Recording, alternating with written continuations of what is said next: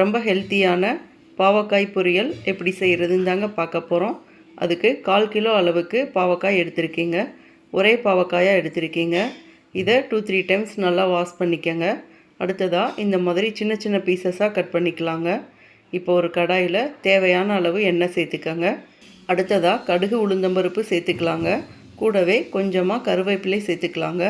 ஒரு medium size வெங்காயத்தை சின்ன சின்னதாக கட் பண்ணி வச்சுருக்கீங்க, அதையும் சேர்த்துக்கலாங்க. இப்போ 1/2 டீஸ்பூன் அளவுக்கு சீரகம் சேர்த்துக்கோங்க.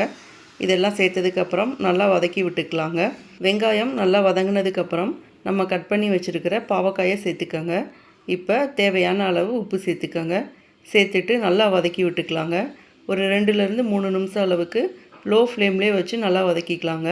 அடுத்ததாக 2 கைப்பிடி அளவுக்கு மட்டும் தண்ணி தெளித்து விட்டுக்கோங்க. ரொம்ப தண்ணி ஊற்றிட வேண்டாம். தெளித்து விட்டுட்டு அப்படியே 1 டைம் நல்லா மிக்ஸ் பண்ணி விட்டுக்கோங்க. இப்போ ஒரு தட்டை போட்டு மூடி வச்சிடலாங்க. ஒரு 7-10 நிமிஷம் அளவுக்கு லோ டு மீடியம் ஃப்ளேமில் வச்சு குக் பண்ணிக்கலாங்க. இப்போ 10 நிமிஷம் கழித்து பார்க்குறப்ப நல்லாவே குக் ஆகிருக்குங்க. ஒரு பாவக்காயை எடுத்து சாப்பிட்டு பார்த்தீங்கன்னா நல்லா சாஃப்டாக இருக்குங்க. இந்த ஸ்டேஜில் உங்கள் காரத்துக்கு ஏற்ற மாதிரி 1/2 டீஸ்பூனில் இருந்து 3/4 டீஸ்பூன் அளவுக்கு மிளகாய்த்தூள் சேர்த்துக்கோங்க. சேர்த்துட்டு நல்லா வதக்கி விட்டுக்கோங்க. அடுத்ததாக ஒரு 3 டேபிள் ஸ்பூன் அளவுக்கு தேங்காய் துருவல் சேர்த்துக்கோங்க. திரும்பவும் நல்லா வதக்கி விட்டுக்கோங்க. இப்போ பார்த்தீங்கன்னா நல்லா சுருளை வதக்குனதுக்கப்புறம் பாவக்காய் சூப்பராக ரெடி ஆகிருக்குங்க. அவ்வளோதாங்க, பாவக்காய் பொரியல் ரொம்ப சூப்பராக டேஸ்ட்டாக ரெடி ஆயிடுச்சுங்க.